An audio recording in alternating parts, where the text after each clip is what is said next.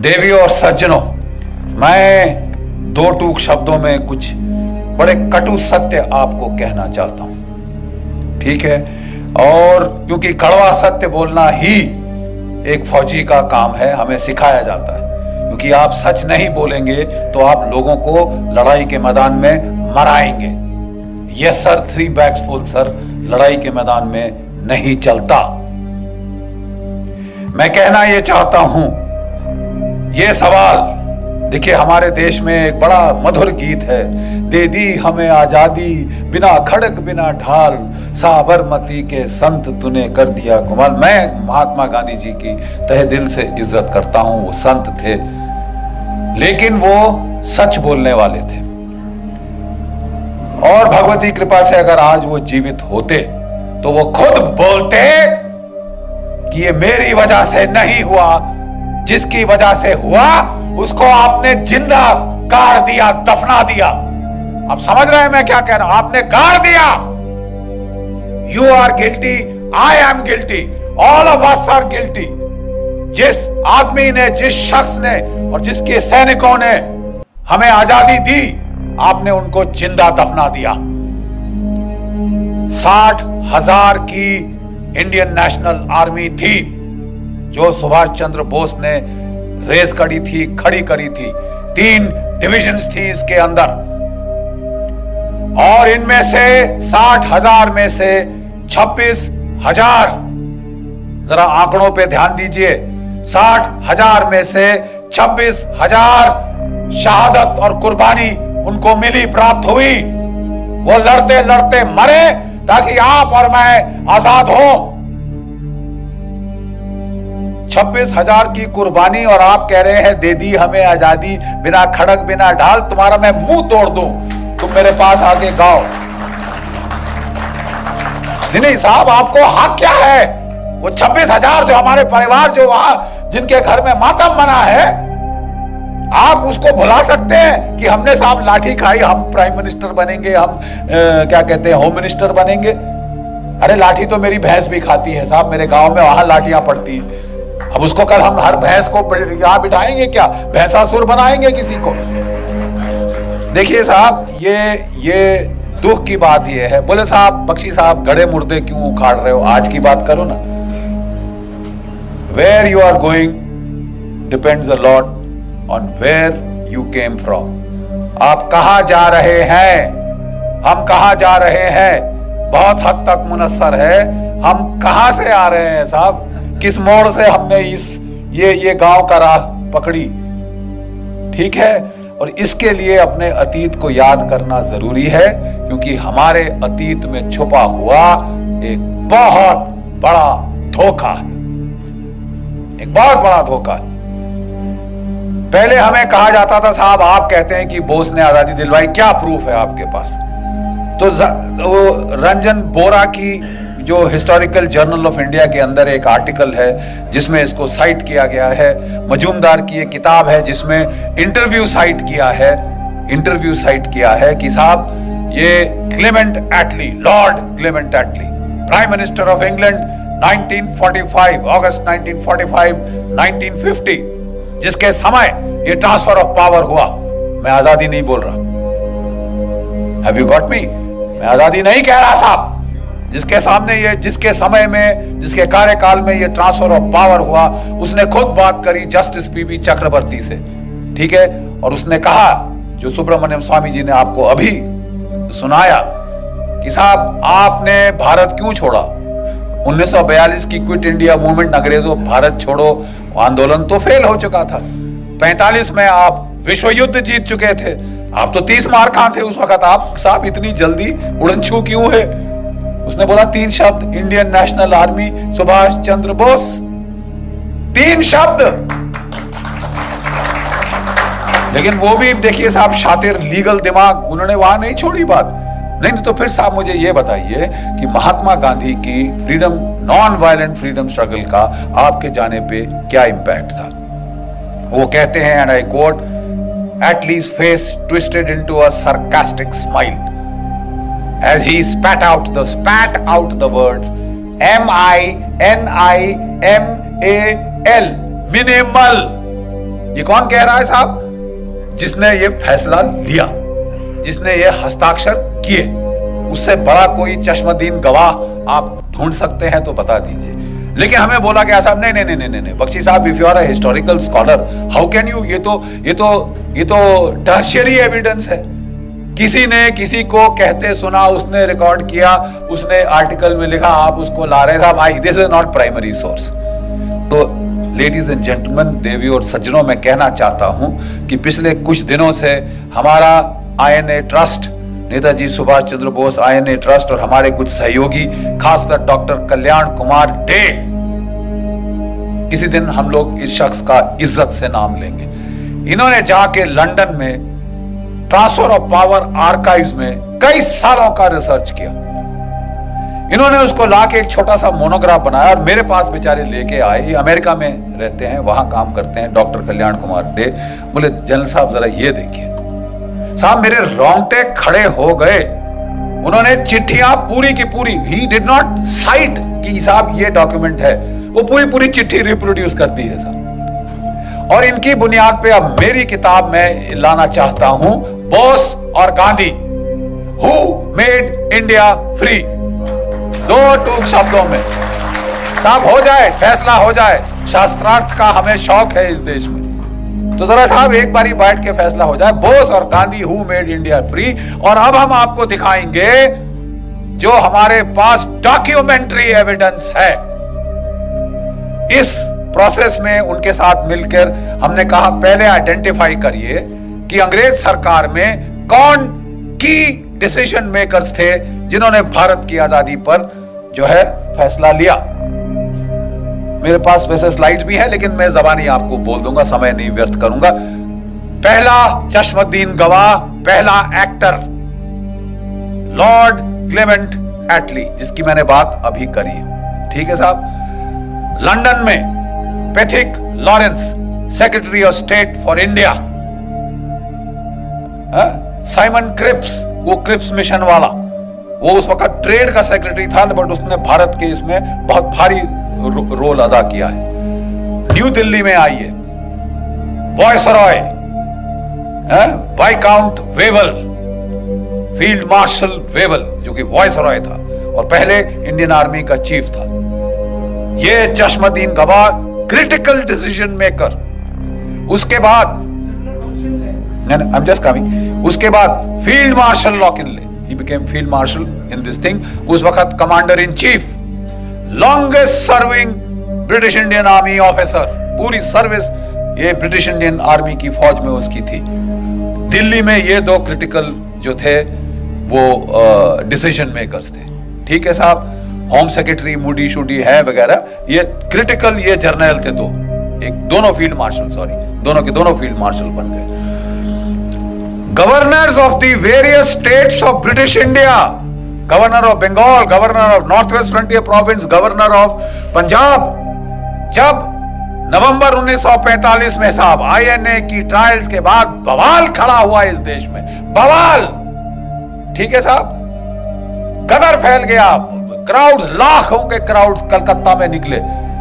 Governor waste Bengal report देता है, हमने फायर खोला, भीड़ थोड़ी देर तक वेवर हुई, फिर दोबारा हमले पे आ गई। अपने लाशों को उठा के साइड करके वो फिर हमले पे आ गए। हमने पहली बार भारतवर्ष में देखा है ये होता हुआ। The crowds would not stop. Even when fire was opened, the crowds did not stop. इस तरह का बवाल वहां पे मरो या मारो की जो ये जो हिंसा की जो लहर फैली थी। ठीक है साहब। उस वक्त के हम आपको इस किताब में पूरे के पूरे जो है वो letters from Lord Wavell, from Viscount the Wavell to the Prime Minister of England, ठीक है साहब, to His Majesty the King, ठीक है साहब। और जो वहां सेक्रेटरी ऑफ स्टेट, उसको जो उन्होंने वहां पे भेजे जो लेटर्स, हम आपको पूरे के पूरे पढ़वाएंगे साहब। और उसके बाद अगर आप मतलब कोई एक गधा है जिसको ये समझ नहीं आएगी कि साहब अंग्रेज गए तो गए क्यों। देखिए साहब, कल्याण डे साहब ने अपनी किताब जो है वो शुरू की है गांधी जी से। 42 में क्विट इंडिया मूवमेंट को उसका नारा लगाया गया। क्या आप जानते हैं कि उस वक्त कांग्रेस वर्किंग कमेटी में आजाद मौलाना आजाद, नेहरू, इन सब ने कहा था साहब मत करो, अभी अंग्रेज लड़ रहे हैं, अभी उनका साथ दे दो, बाद में वो बड़े खुश होके हमको हमारी भिखारी की टोकरी में, हमारी पिटारे में वो डाल देंगे आजादी एज ए गिफ्ट। तो बोले साहब ये बख्शीश तो वर्ल्ड वॉर 1 के बाद भी हुई थी। 70,000 हमारे भारतीय सैनिक शहीद हुए थे, 11 को विक्टोरिया क्रॉस मिला, परमवीर चक्र के बराबर जो है आज का वहां का उन जमाने का अवार्ड। हम समझते थे कि साहब हमें आप कम से कम डोमिनियन स्टेटस तो मिल जाएगा साहब, होम रूल तो मिल जाएगा साहब। पंजाब जहां से मैक्सिमम आर्मी उस वक्त की गई थी, वहां पे जनरल डायर ने फायर खोला और 1000 मार दे, 1,500 हमारे जो है हिंदुस्तानी मार डाले। ये गिफ्ट था ब्रिटिश एम्पायर का, ये ग्रेटिट्यूड था ब्रिटिश एम्पायर का।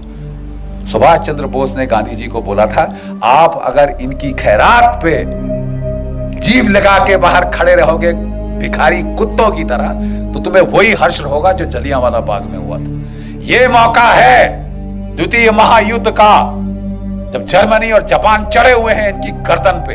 आजादी ले सकोगे तो अभी, नहीं तो कभी नहीं। गांधी जी अब तक उनको भी देखिए, बड़ी अजीब बात है, गांधी जी ने निकाला था सुभाष चंद्र बोस को कांग्रेस से, और कोई 2 साल के अंदर उनके मन में परिवर्तन हो चुका था। Please understand this, the views of Gandhi and Bose were now coinciding on the timing of when the freedom struggle should be launched। Gandhi ji अभी भी कह रहे थे कि ये नॉन वायलेंट होनी चाहिए, लेकिन क्विट इंडिया के पहले उन्होंने कहा थोड़ा सा होता है तो होने दो, ठीक है। अंग्रेजों ने पकड़ के सारी कांग्रेस लीडरशिप को, आज की तारीख, आज है वो तारीख 8th of August 1942 जब the quit India movement was launch. उनको पहले से इंटेलिजेंस थी, उनके हजारों तो उनके मुखबिर थे वहां पे। हरामजादगी की कमी है इस देश में, खबर देने वालों की कमी है इस देश में। अरे साहब वो उनको खबर थी, उन्होंने लपेटी पूरी कांग्रेस की लीडरशिप, गांधी जी से लेकर जो भी बड़े लीडर थे उठा के जेलों में डाल दिया। 57 गोरी पलटने, please this is not known. 57 white battalions of British troops, Australians, Canadians, New Zealanders, इसको इस्तेमाल किया कि रगड़ दो इनको, कुचल 10 सालों का सर, ये सर उठाने की हिम्मत करिए, चर्चिल ने बोला वहां से, और बोला अगर ये फास्ट पे जाता है मरने दो इसको, हम संभाल लेंगे, let him die, why is he not dead, ये चर्चिल से सवाल आया। बेचारों ने फास्ट किया, सब कुछ किया, उन लोगों ने बोला गांधी जी अब रहने दीजिए, ठीक है, ये अब वो सोल फोर्स का जमाना नहीं है। और साहब इनको निकाला गया जेल से 44 के जुलाई के अंदर, 44 की जुलाई में निकाला गया, जबकि जापानी फौज हार चुकी थी। INA वहां पे इम्फाल कोहिमा की बैटल पराजय हो चुकी थी। अब इनकी सांस में सांस आई, इन्होंने गांधी जी को निकाला। गांधी जी ने कई सारे इंटरव्यू दिए आने के बाद, जो collected works of Mahatma Gandhi से हमने चैप्टर 1 में प्रोफेसर साहब हमने डाले, वो टूट चुके थे बेचारे। अंग्रेजों ने क्या किया क्या नहीं किया भगवान जाने, जेल के अंदर वो टूट चुके थे इन हेल्थ, इन स्पिरिट। उनको मेडिकल ग्राउंड्स पे बाहर निकाला गया था, ठीक है। और उन्होंने कहा कि देखिए, जब उन्होंने क्विट इंडिया मूवमेंट लॉन्च की थी, पूरी कांग्रेस वर्किंग कमेटी ने अपोज किया था। Gandhi had said no it will be done, it was done. जब वो निकल के बाहर आए, कहते मेरी कोई अब अथॉरिटी नहीं है, मैं अब कुछ नहीं हूं कांग्रेस में, जब मैं जेल गया मेरा सब पोजीशंस खत्म हो गई। ये उनके शब्द है, ये उनके शब्द हैं। और इसके चलते मैं किसी को नहीं कह सकता सिविल डिसोबीडियंस मूवमेंट करो। एक अंग्रेज पत्रकार ने पूछा, तो अगर कल आपको वायसराय साहब बुलाते हैं तो आप क्या कहेंगे? मैं गवर्नमेंट के वॉर एफर्ट में उनकी सहायता करूंगा। डिफीट, टोटल, खत्म, खलास, फिनिश।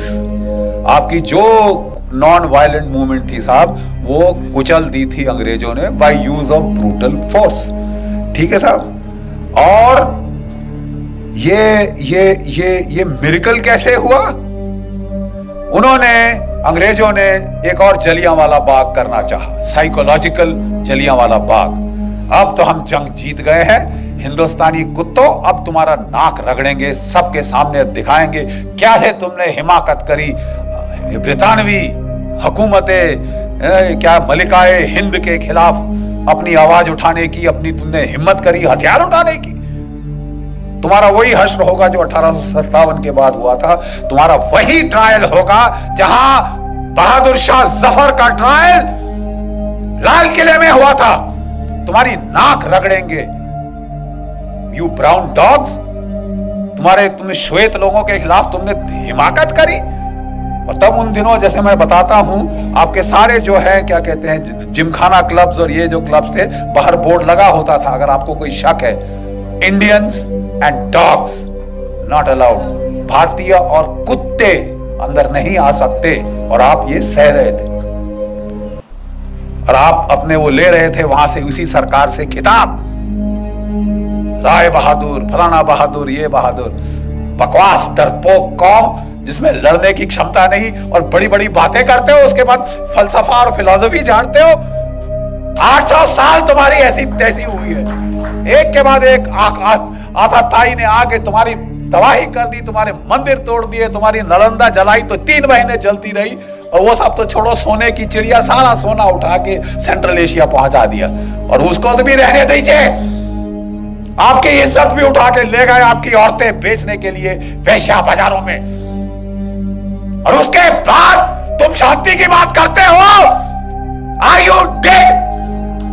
जो आदमी जिसकी औरत को उठा के बेचा जाए वो शांति की बात करता है। आपको लड़ने का मादा जगाना होगा। और ये जो है ये जंग, माफ कीजिए, गांधीवाद का जंग, ये बहुत हो चुका। और इसके खिलाफ पहली आवाज उठी थी तो Netaji Subhash Chandra Bose, he is the man, जिसने इसको बोला उठो लड़ो। गीता के पहले अध्याय में भगवान ने क्या कहा है? अर्जुन युद्ध कर। बड़ी बड़ी फिलॉसफी मत झाड़ मेरे को कि साहब अपने भाई को मारूंगा, अपने दादा को मार दूंगा, गुरु को मार दूंगा तो क्या राज्य का फायदा। उन्होंने कहा वो सब ठीक है, लेकिन अगर तू इन्हें नहीं मारेगा अर्जुन, ये तेरे को मार डालेंगे, निर्दयता से तेरी बोटी बोटी काट डालेंगे। समझ गया? अब तू उठ और तू लड़। आपके लिए भी समय आ गया है कि जो क्षात्र भाव है उसको प्लीज जगाइए। जो आपस में तोड़ने की जो आपने जुनून बना रखा है कि हम टुकड़े टुकड़े खुद करेंगे और फिर जेएनयू में चिल्लाएंगे, आप प्लीज जागिए, नहीं तो वाकई ही में आपके टुकड़े टुकड़े होंगे। इसलिए जरूरी है ये जानना, who made us free, Bose और गांधी। क्योंकि आपका जो nature of the Indian state, post colonial Indian state है, किस किस्म की स्टेट पैदा हुई, depends on who got you free and how. आप समझ रहे हैं मैं क्या कह रहा हूं? आपका वजूद आपका प्रेजेंट शेप कर रहा है और आपका फ्यूचर शेप करेगा। And unless you accept the truth, आप साहब बहुत सफर करेंगे, बहुत सफर करेंगे। और ये आपके सिर पे आ रहा है। कोई भी सरकार आ जाए, हथियार नहीं खरीदे जा सकते इस देश में, क्योंकि गांधीवाद है साहब। और साहब 10 साल से एक संत एंटनी थे, उन्होंने कोई हथियार नहीं खरीदा था। मैं ना मानू भाई, मेरे कोई धांधली नहीं होनी चाहिए, मेरी धोती सफेद है। अरे साहब आपकी धोती सफेद है तो हम बुरे हैं क्या साहब? आप हमको कफन क्यों चढ़ा रहे हैं? ये हथियार चाहिए। 30 साल से बोफर गन के बाद कोई तोप नहीं आई। मिग 21 जहाज 1960 की दशक के हैं, आसमान से टपक रहे हैं। रफाल नहीं आया, एलसीए नहीं आया, पत्थर मार के लड़ेंगे हम। नहीं साहब, कोई धांधली नहीं होगी। जो भी डील करी उन्होंने, उसमें अब बड़े बड़े बिच्छू के डंक निकल के आ रहे हैं साहब ऐसे पीछे। आपने अगस्ता वेस्टलैंड, बाकी हथियार 30 साल ना आए कोई बात नहीं साहब। जो वीवीआईपी हेलीकॉप्टर है वो तो फट से आएगा। और दुनिया का जो महंगा से महंगा हेलीकॉप्टर है, जो अमेरिका के प्रेसिडेंट ने बोला साहब मेरे लिए बहुत महंगा है, वो हम लेंगे। और एक नहीं लेंगे साहब, 12 चाहिए हमको। और वो फट से ऐसे आए, 5 साल में आ गए। और अब लोग जा रहे हैं सलाख के पीछे। किसी को तो भेजो, किसी को तो भेजो, ताकि ये सिलसिला तो बंद हो। साहब मैं कहना ये चाहता हूं कि आपका वजूद, आपका माहौल बिगाड़ा गया। आजादी दिलाई नेताजी ने, उसके हमारे पास डॉक्यूमेंट्री एविडेंस है। और हम इस देश की जनता के सामने अब वो रखने वाले हैं। हम आपको चिट्ठियां पढ़वा देंगे। और कोई हिस्टोरियन को कोई शक है तो साहब हम आपको चिट्ठियां आपके साथ बैठ के पेन के साथ अंडरलाइन करके देंगे। साहब ये जरा पढ़ लीजिए, इसका मतलब क्या है। अंग्रेजी शायद दो मतलब आप निकाल सकते होंगे। We will show you mountains of documentary evidence, क्योंकि पहले हम चुप हो जाते थे कि यार ये हिस्टोरिकली शायद मेरे को रिसर्च मेथोडोलॉजी पे फॉल्ट कर रहा है। मैं कहना चाहता हूं कि अब हमारे पास सारी किताब की किताब पोथियां हैं डॉक्यूमेंट्स की, documentary evidence, first person primary evidence. और ये आप लोग देखेंगे हमारे देश की त्रासदी क्या है। आजादी दिलाई नेताजी ने, सुभाष चंद्र बोस ने। अंग्रेजों ने बोला नाक रगड़ेंगे, बम फट गया। जिस आईएनए की खबर उन्होंने छुपा के रखी थी 5 साल लड़ाई के, 6 साल लड़ाई के, वो एकदम से बाहर आई। उन्होंने बोला बहुत पब्लिक ट्रायल होगी ताकि हिंदुस्तान की फौज ठंडे पसीने माथे पे आ जाए कि हम फांसी पे टांगेंगे सालों, जैसे 1857 में टांगा था। लेकिन एक फर्क था, 25 लाख भारत की फौज की नफरी हो चुकी थी सेकेंड वर्ल्ड वॉर के एंड तक। 25 लाख, आज 13 लाख। अब समझ रहे हैं, 22.5 मिलियन, 25 लाख फौज थी जो हर मैदान जंग लड़ चुकी थी।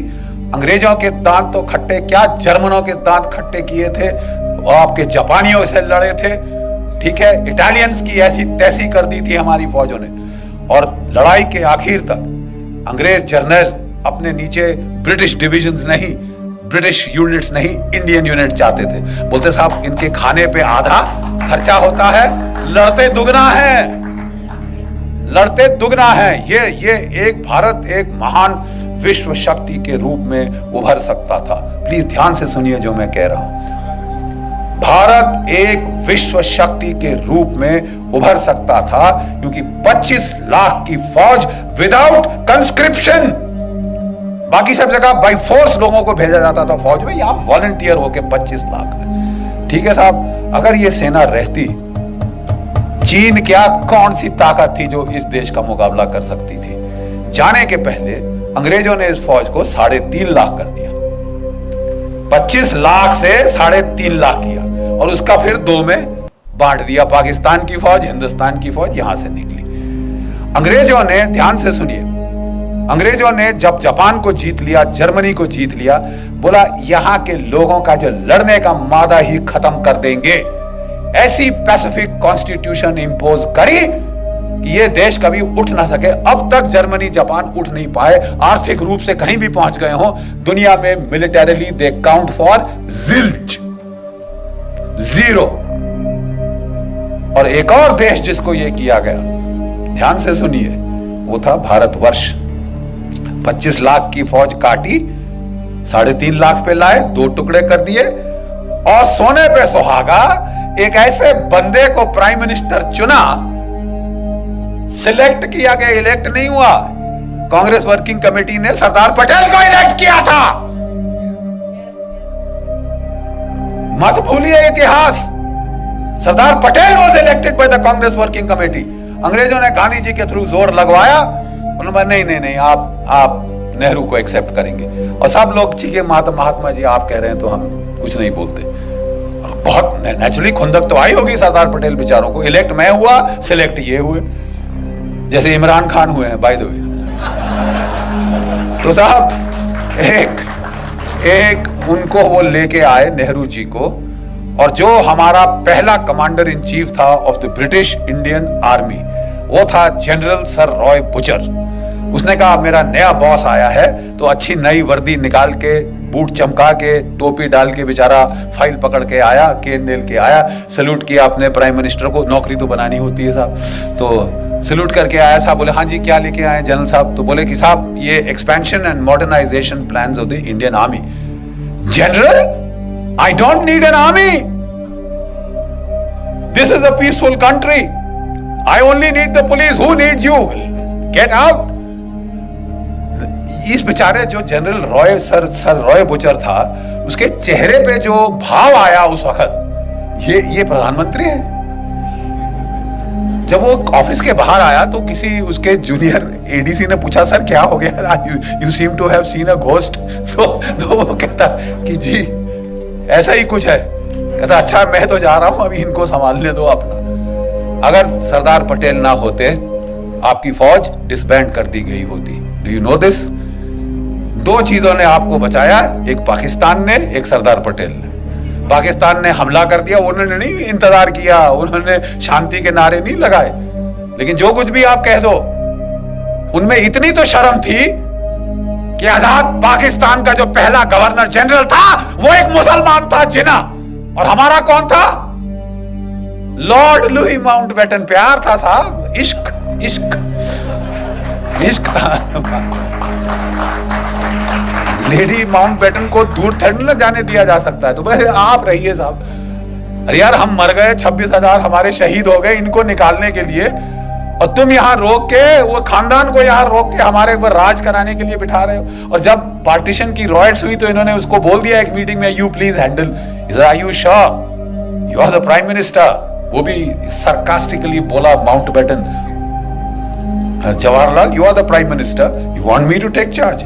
नहीं जी, हमारी तो यार ये तो हाल है। ऐसी आप पे सरकार थोपी गई जो हिंदुस्तान का मिलिट्री पोटेंशियल न्यूटर कर दे। अब बिल्कुल यही हुआ। अगर पाकिस्तान ना होता, इन्होंने हमारी फौज की ऐसी तैसी कर देनी थी। ठीक है साहब, ये गांधीवाद जो था, इसने हमारी फौज का सफाया कर देना था। और पाकिस्तान के टैंक वाकई 1965 में दिल्ली में आके नमाज पढ़ते। ये इस किस्म की ट्रेचरी हमारे साथ हुई। और एक भगवान का लाख शुक्र है पाकिस्तान का, जिसने हमको लड़ना सिखाया। मार लगाता रहा जब तक कि लड़ने को राजी नहीं हुए अपनी जान बचाने के लिए ही। और दूसरा, एक चीन की पीपल्स लिबरेशन आर्मी। 1962 में उन्होंने ऐसी करारी लात मारी कि ये नेहरू परिवार का जो उस वक्त हाल था, कभी अमेरिका को अपनी ट्रूप्स भेजो, अपने जहाज भेजो, बोलिए आपकी एयरफोर्स कहां है? आपने लगाई? तुम्हारे पास इतनी बड़ी एयरफोर्स है, तुमने लगाई? 1962 में नहीं लगाई साहब, बिठा के रखा। और आप अमेरिकी एयरफोर्स मान रहे हो, रॉयल एयरफोर्स मान रहे हो, मतलब it was Tamasha. Thank God 1964 में वो अल्लाह ताला को प्यारे हो गए। भगवान उनकी आत्मा को शांति दे और हमें बख्शा। और 10 साल में ये देश रीमिलिटराइज हुआ। 65 की लड़ाई में हमने पाकिस्तान के साथ ड्रॉ हुआ। Let's not be beat around the bush, ठीक है साहब। और 71 तक हमारे जर्नल, हमारे लड़के सब सीख चुके थे और पाकिस्तान के 2 टुकड़े कर दिए। चंद्रगुप्त मौर्य की विजय के बाद अगर पहली बड़ी विजय हुई है तो वो 1971 में हुई। 1971 में। कहने को मैं ये कह रहा हूं, देवियों और सज्जनों, हमारे देश के साथ धोखा हुआ। नेताजी जिन्होंने आपको आजाद कराया, वो ताइपे ताइवान नहीं गए थे। जो कांपेताई जापानीज इंटेलिजेंस थी, उन्होंने पहले से उनके लिए प्लान बना रखे थे। उनको एक मित्सुबिशी बॉम्बर में बिठा के वो साइगॉन से मंचूरिया ले गए थे। एक रशियन स्पीकिंग जापानीज जनरल उनके साथ था, जो इंटरप्रेटर का काम करना था। वो लैंड किए मंचूरिया में और वहां से वो सीधा रूसियों के पास गए। ओम्स्क शहर साइबेरिया में, जहां की रशियन गवर्नमेंट मूव करी थी वर्ल्ड वॉर 2 के टाइम, ठीक है, ओम्स्क साइबेरिया, वहां पे आजाद हिंद फौज की एम्बेसी थी। अब जानते हैं, वहां दूतावास था आजाद हिंद फौज का, ठीक है साहब। और वहां पे काटो कानो नाम का कोड नेम था उसका, वहां पे एम्बेसडर था। नेताजी सीधे उसके पास गए। जो सोना दिया था भारतीय मूल के लोगों ने, वो साथ ले गए, ताकि अगर नई फौज खड़ी करनी पड़े तो उसके लिए पेमेंट करेंगे। वहां रहे। 3 ब्रॉडकास्ट उनके यहां पे रिकॉर्ड हुए हैं।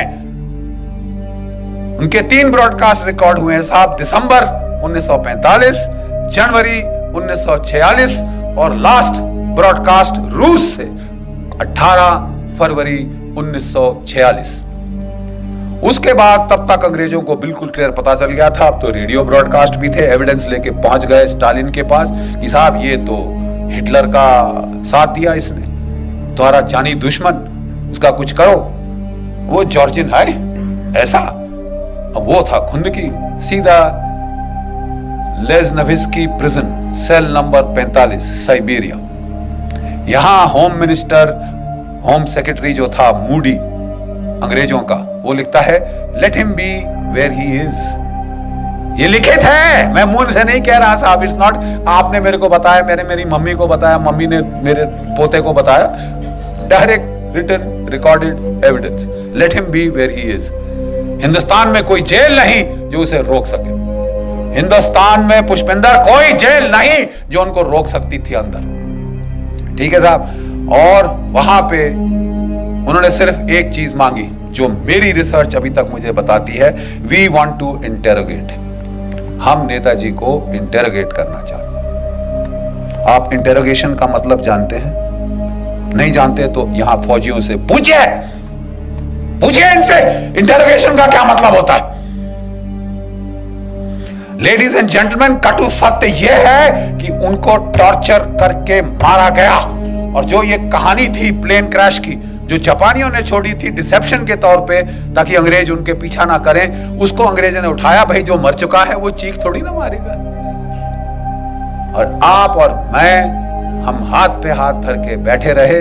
जब जिस इंसान ने आपको आजादी दी उसे यत्नाएं देकर प्लास्टिक का बैग्स आखिर में सिर पे लाके दम घोट के मार डाला गया हो। हम सारे इस मर्डर में शामिल हैं अपनी चुप्पी के मारे। और 70 साल के बाद भी आप चुप हो, लेकिन हम आपको चुप नहीं रहने देंगे। हम फौजी ने अब ये ठान लिया है साहब, हम आपको चुप रहने नहीं देंगे। बहुत अच्छा कहा हमारे मिश्रा जी ने कि साहब अभी समय है। हाँ अब समय है। 14 अक्टूबर इस साल हम तमाम स्टेट कैपिटल्स में हमारी जो वेटरन्स इंडिया है, हमारी जो नेताजी सुभाष चंद्र बोस INA ट्रस्ट है, आपकी कर्नल साहब की जो ऑर्गेनाइजेशन है हमारी, हम लोग एकजुट होकर मिलकर, अलग अलग करेंगे तो बारिश जैसे कोई असर नहीं होगा। इकट्ठे बनोगे तो जल प्रपात बनेगा जो फाड़ देगा डैम की दीवार को भी। हम लोग सारे स्टेट कैपिटल्स में चलो दिल्ली का नारा लगा के वहां से लोग ला रहे हैं दिल्ली। सारी स्टेट कैपिटल्स में कोई संगठन की जरूरत नहीं है आपके। हम सिर्फ चाहते हैं, जैसे कर्नल साहब बहुत अच्छी तरह से बोलते हैं, अगर आप जय हिंद बोलने को तैयार हो आप जुड़ जाओ। तुम फौजी हो, तुम नहीं हो, तुम सिविलियन हो, तुम कुछ भी हो, आप हमारे सैनिक हैं। जो जय हिंद बोलने को तैयार है वो आ जाए। जहां भी हो 10, 15, 20 इकट्ठे करो जिस भी शहर में। लेकिन 14 अक्टूबर को पहला चलो दिल्ली अभियान शुरू होगा और 21 अक्टूबर को, जो कि नेताजी आजाद हिंद फौज की 75वीं वर्षगांठ है, एस्टैब्लिशमेंट ऑफ हुकूमत अर्जी आजाद हिंद सिंगापुर में 1943 में नेताजी ने आजाद हिंद सरकार की गठन करी थी, अपने नोट्स दिए थे, अपनी स्टैंप्स दी थी और ब्रिटेन और अमेरिका पे वॉर डिक्लेयर किया था। और इसके चलते ही ये INA के सिपाही बचे, इन्हें कोई फांसी नहीं टांग सका। साहब हमको तो there was a declaration of war, I am legally entitled to fight. ये ओथ शोध छोड़ो। अब साहब हमें बताया जा रहा है, हमने बोला साहब प्लीज, 4 साल से मैं लगा हूं, गवाह हैं ब्रिगेडियर चिकारा साहब, 4 साल से मैं लगा हूं, कभी आर्मी चीफ, कभी रक्षा मंत्री, कभी ये कभी वो, कि भाई जो बेचारे बचे खुचे हमारे आजाद हिंद फौज के सेनानी हैं, रिपब्लिक डे पे आप उनको, जो परमवीर चक्र के विजेता आते हैं जीपों पे, हमारे इन वृद्ध सेनानियों योद्धाओं को ला नहीं सकते, उनकी आंखें गीली हो जाएंगी। अब ये नहीं कर सकते, अब ये नहीं कर सकते। आप, हमने बोला कि तुम उनको पैसा दो, मरो तुम अपना पैसा लेकर, shove it up where the sun don't shine, फौजी भाषा के अंदर। लेकिन इनको इज्जत देने में तुम्हारा कुछ जेब से जाता है। आप उनको नहीं ला सकते राजपथ पे, क्यों? और नहीं तो क्यों? किसका डर है? अंग्रेज सरकार नाराज हो जाएगी तुमसे। कि हमको किसी ने एक आर्गुमेंट दिया, अरे साहब इन्होंने तो गद्दारी करी थी। क्या क्या क्या क्या? किससे? आप कहना चाहते हैं कि इन्होंने अपनी ओथ वायलेट करी साहब, जो इन्होंने ब्रितानवी सरकार, हुकूमत ब्रिटानिया, क्वीन एलिजाबेथ और किंग जॉर्ज II के नाम पे ली थी। जब मेरा देश है तो किंग जॉर्ज II कौन होता है? मेरा देश के लिए मैं लड़ूंगा, मैं मैं किसी का भाड़े का पिट्ठू नहीं हूं कि मैं अंग्रेज सरकार के लिए अपनी ओथ पे मैं कायम रहूंगा। अगर मेरे देश का सवाल है, भाड़ में गई तेरी ओथ, मैं ये लेके ऐसे पांव से कुचलता हूं अभी लिखी तेरी ओथ। आप कह रहे हो कि 70 साल आजादी के बाद 71वें साल में तुम आईएनए के वेटरन्स को रिपब्लिक डे परेड पे नहीं ला सकते। चलिए साहब, यही बात रही। हम साहब रहे बेवकूफ आम हिंदुस्तानी, बड़े बड़े शातिर दिमाग सारे हमारी सरकारों में बैठे हैं, वो हमें कह रहे हैं तुम बेवकूफ हो। हाँ साहब, हम बेवकूफ हैं, but we are emotional bloody fools. और हम देखेंगे कि आप लाओगे। You will get the INA veterans on parade, otherwise doctor Subramanian Swamy and I we will take you to court. आपको सिर्फ कोर्ट की भाषा समझ आती है। और उसके पहले हमारी आपसे हाथ जोड़कर विनती है, आप एक है यहां, आपके परिवारजन 10, 15, 12 बड़े बड़े परिवार हैं भारतवर्ष में, आप प्लीज सबको लेके आइए। 21 अक्टूबर को हमने सरकार से मांग करी है कि सरकार एक फंक्शन करे, या प्रधानमंत्री जी या राष्ट्रपति जी तिरंगे झंडे को लहराएं on the 75th anniversary of हुकूमत आजाद हिंद फॉर्मेशन। लेकिन अगर कुछ नहीं हुआ तो आप समझते हैं कि ये खाली चला जाएगा? जी नहीं, हम करेंगे, हम याद करेंगे। We will not forget and we will not forgive. हम भूलेंगे नहीं और हम कभी माफ नहीं करेंगे।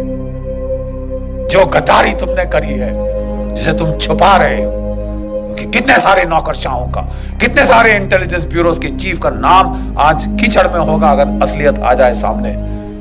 आप छुपा रहे हो, लेकिन आप हमेशा के लिए नहीं छुपा सकते। जितना ज्यादा छुपाओगे, ये अंदर राक्षस तुम्हारी पेट में बढ़ेगा और ये फूट के बाहर निकलेगा। और जनता का जब समुदाय यहां आ जाएगा, the voice of the people is the voice of God. आपकी जन साधारण की आवाज भगवान की आवाज। अब प्लीज एकत्रित होइए और 21 अक्टूबर को अगर सरकार कुछ नहीं करती, इंडिया गेट पे हम इकट्ठे हो रहे हैं। अच्छे खुले मैदान हैं, जितने मर्जी आप चाहते हैं आप वहां ला सकते हैं। आइए हमारे साथ जुड़ जाइए और जरा अपनी आवाज उठाइए। आप today you are empowered by the net. आपकी आवाज सिर्फ आपके घर के चार दीवारी तक नहीं रहेगी। जरा नेट के बटन दबाइए और इस आवाज को, इस चीख को आप प्लीज पूरे देश, पूरे भारतवर्ष में फैला दीजिए। आखिरी में मैं सिपाही हूं और एक सिपाही की तरह अंत करना चाहूंगा। Pushpinder, sorry for taking your time, but जब भी हमारी पलटनें हमले के लिए जाती थी तो वो जोर से एक बार पलटन का जंगी नारा दहाड़ती थी, और दहाड़ इतनी जोर से कि पहाड़ से पत्थर मैंने गिरते देखे हैं कारगिल की ऊंचाइयों से, और दुश्मन के दिल दहल जाते हैं, क्योंकि इस दहाड़ का मतलब है हम आ रहे हैं सालो, we are coming to get you. आप लोग मेरी पलटन की याद ताजा कर देंगे मेरे साथ, इस बुड्ढे के साथ। आइए मेरे साथ जरा देखें, इस बुड्ढे में ज्यादा जोश है या आप में।